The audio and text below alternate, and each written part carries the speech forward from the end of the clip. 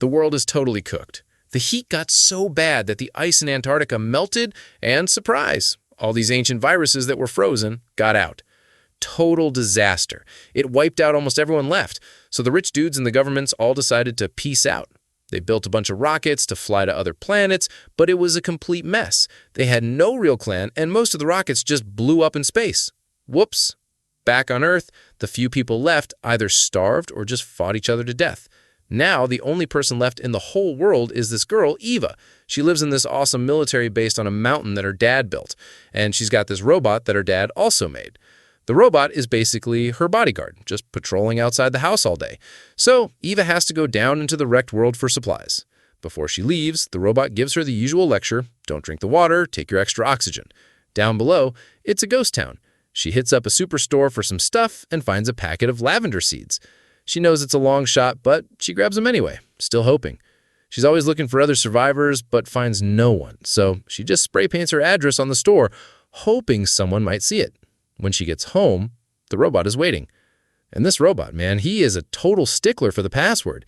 She could go to the gate 10 times a day, and every single time he's like, "Password?"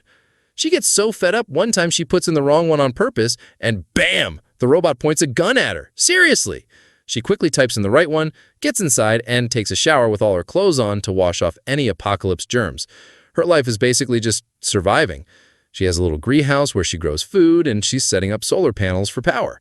It's super lonely. The robot is no fun. He's a pure AI and doesn't get jokes at all. She's so bored, she even jokingly proposes to him, and he just gives her the dictionary definition of marriage. So awkward. We find out her dad just left years ago to go back to his battalion and never came back. The robot also tells her he's only got a 40-year lifespan, and she's just like, whatever, I'll find a new one. Then she asks him about his rules. It's the usual don't harm humans, obey orders stuff, but then Eva calls him out, and she's like, don't you remember? Back in the day, you and the other security robots wouldn't let desperate people cross the border to safety because they didn't know your stupid password? Millions of people died because of you. She's still totally scared of him, but she can't turn him off because her dad set up all the controls. So it's almost Christmas, and she's trying to be festive. She asks the robot if he wants a gift, and he's like, we robots do not accept gifts. She gets so frustrated, she's like, can you at least pretend to be human for once? And then, get this. Later that night, the robot comes to her, all serious, and is like, okay, I thought about it. I want a gift. And he was like, okay. And he says, I want an eye. Just one eye. So he can, see everything. Super creepy, right? The next day, she's got to go down to find an artificial Christmas tree because real ones are all dead. The robot gives her the same old warnings, and when she gets back with her stuff and has to get inside the house, you guessed it, the robot's right there waiting for the password. So Eva gives him the password, but this time, it's the wrong one. And bam, the robot's got the gun pointed right at her again. Turns out the password resets every 3 months, and the new one is in her dad's journal, which is, of course, inside the house. She's locked out of her own home. She pleads with the robot, but it's a machine. It doesn't care. She's getting super thirsty. She tries every password she can remember, but nope, all wrong. She tries to reason with it. Look, I'm the last human on Earth. You're supposed to protect me. Just let me in for 1 minute to get the journal. But the robot is all, can't do it. No password, no entry. She tries to sneak past, but the robot's sensors are everywhere. She even tries to trick it, saying she needs an axe to cut down trees, but the robot's like, there are no living trees, Eva.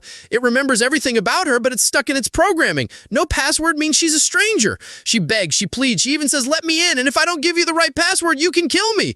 But the robot is like, my job is to protect humans, not kill them. I can only kill strangers, and you, without the password, are a stranger. It's so frustrating. She spends the night outside, cold and miserable. The next day, she's desperate. She gets a new idea. She turns her clothing inside out, messes up her hair, and goes to the robot pretending to be a refugee seeking asylum. The robot, following its rules, is like, okay, but are you a disaster refugee or a political refugee? Even those disaster refugees don't get asylum, so she says she's a political refugee. The robot tells her to walk around to the back so it can scan her, but as she's walking, she changes back into her normal clothes, which was a huge mistake. The robot scans her, sees she's not a refugee, and denies her entry. She tries again, just as herself, and the robot is like, oh, hey, Eva, a stranger and a refugee just came by, but I sent them away. It's like it has a split personality, but it still asks for the password. Defeated, Eva starts to leave and tells the robot to at least give the next refugee some water. So, of course, she comes back disguised as the refugee and asks for water. But the robot starts asking for her documents. She's like, I'm a refugee from a war. I don't have documents. The robot then says it will only give a refugee water after it gives Eva water. And it will only give Eva water if she gives it the password. It's an impossible loop. She spends another night outside, getting weaker and weaker. In the morning, she's begging for just a drop of water. The robot actually seems to feel a little sorry for her. It's like, I would help if I thought you were the last person on Earth, but a stranger and a refugee came by yesterday, so you're not that special. What a jerk. But then it tells her about a nearby power plant where there might be other people, and therefore water. With her last bit of strength, she heads to the power plant. Her oxygen is running low. She gets inside and finds water bottles, but they're all empty. And to make things worse, the plant is leaking radiation. She's been exposed. She makes it back to her camp and decides on one last desperate plan: kill the robot. She rams it with her car as fast as she can, but the robot is made of super strong iron. The car is totaled, but the robot is completely fine. The next morning, Eva is dying. She has just a few breaths left. She takes those lavender seeds she found and buries them, hoping they might grow someday. The robot comes over and just starts giving a report about the attack on it last night. She's barely conscious, just asking for water. And the robot is like, I'm on duty. Can't leave my post. She starts hallucinating, seeing a beautiful world, seeing her dad bringing her water. But it's just the robot asking for the password one last time. She's too weak to speak. The robot tells her, if you die, my password will automatically reset. With her very last breath, she tells him to water her lavender seeds. Then she dies. And the robot, with no emotion at all, just sets its new password to lavender. It felt nothing. It's just an AI. The final message is clear. AI can't feel like humans, and that's what makes them so dangerous. And that's how the story ends.